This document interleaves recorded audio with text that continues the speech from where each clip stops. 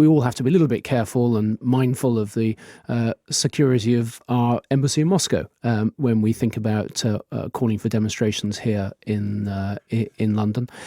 Yes, there is a value in demonstrating clearly through governments and popularly the opposition to some of the tactics being used in Aleppo, but I don't think it's actually going to change the course of events. OK, you fear that if there were demonstrations outside the Russian embassy here, that there would be some sort of retaliatory action on British staff in the embassy in Moscow? Well, we all recall what happened to our embassy in Tehran just 3 or 4 years ago. I don't think that would happen in Moscow, but we need to be careful that we need to be careful about the consequences of things that we call for. OK, so you're cautious about that idea of demonstrating. But if there is, for those people in Aleppo, for the safety of them, is one answer, as was called for yesterday, a no-fly zone, that Britain could be involved in policing?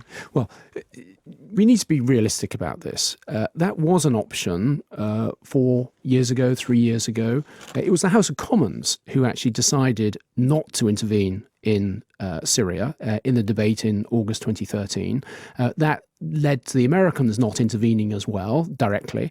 And as was said, for example, by Nadeem Zahawi in yesterday's debate in the Commons, what we're seeing in Aleppo today are the direct consequences of Britain's decision not to engage ourselves. We vacated the theatre and the Russians have moved in. It was a mistake. Oh, of course, yes, it certainly was a mistake. I mean, chemical weapons were being used against the people, civilians in Damascus by their own regime. We have upheld the taboo against use of chemical weapons, and we failed to uphold it on this occasion. And now there is not an option, even perhaps to have some sort of system where you have a no-fly zone for Syrian helicopters and tracking of Russian planes. Well, you can't have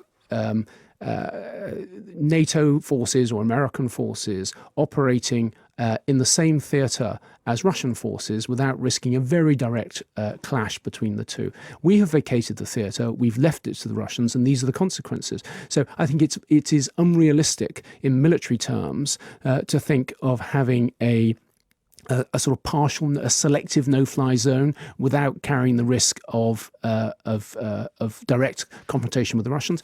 And also, why would the Russians stand aside if the allies that they're supporting are attacked in this way?